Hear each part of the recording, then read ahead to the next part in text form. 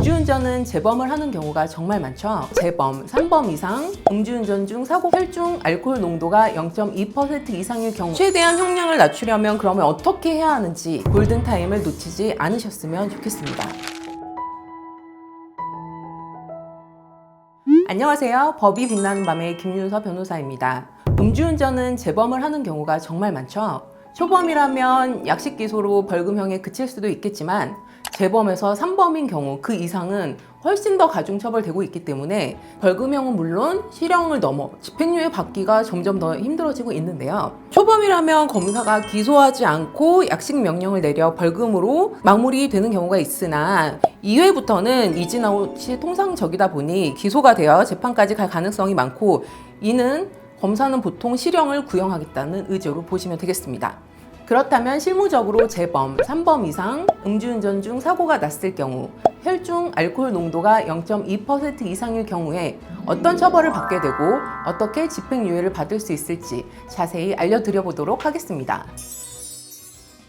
일단 재범인 경우에도 주행거리가 매우 짧거나 혈중 알코올 농도가 법적 기준인 0.03%에 가까울 정도로 낮은 경미한 사안이 있습니다. 이럴 때는 벌금형이나 손처를 받는 경우가 많죠. 그렇지만 이렇게 경미한 경우가 아니라고 한다면 이진아웃에 걸려서 대부분은 정식 기소가 되어 재판을 받게 될 거고요.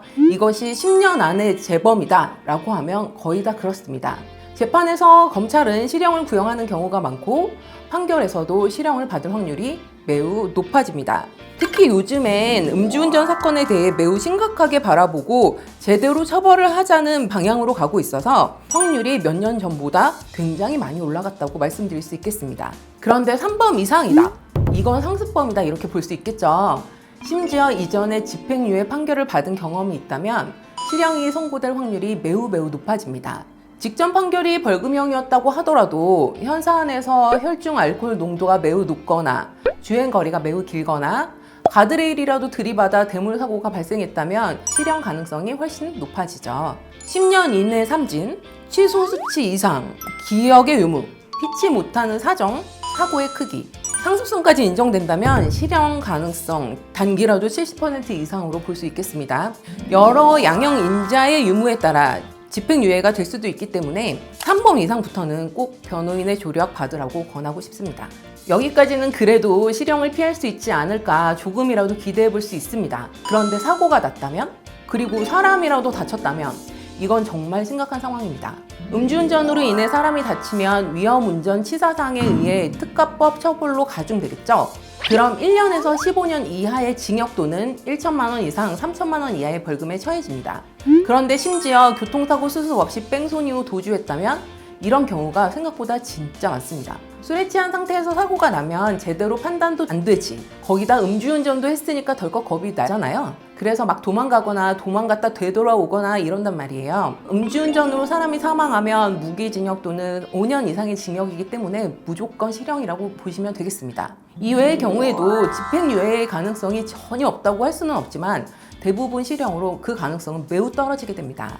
음주 수치가 0.2%를 초과했다면 이건 초범이라도 처벌 수위가 매우 높은 상황이에요. 0.2%라고 한다면 다음날 자신이 무엇을 했는지 기억을 못할 정도로 만취한 상태로 본단 말이에요. 어디를 가려고 했는지 무슨 행동을 했는지 다 기억을 못하는 분들이 많아요.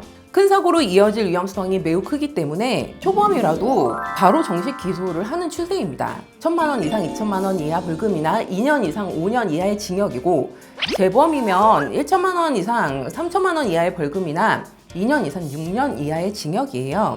음주운전 사건에서 최대한 형량을 낮추려면 그러면 어떻게 해야 하는지 한번 말씀드려 보겠습니다.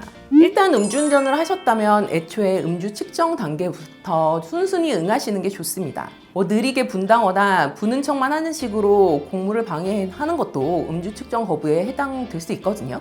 그럼 음주 측정 거부죄까지 추가될 수 있기 때문에 걸리셨으면 일단 정직하게 시원하게 푸시고 그 후에 제대로 된 대처를 하셔야 하고요. 경찰, 검찰 수사에서도 음주운전을 하게 된 경위나 당시 상황에 대해 자세히 말씀드려야 합니다. 괜히 섣불리 거짓말 하시거나 하면 절대로 안 되고요. 그렇기 때문에 음주 수치가 0.2% 이상이었을 경우에는 전날 상황을 제대로 아예 기억을 못 하실 겁니다. 그럼 이미 수사 단계부터 굉장히 불리한 상황이 되는 건데요.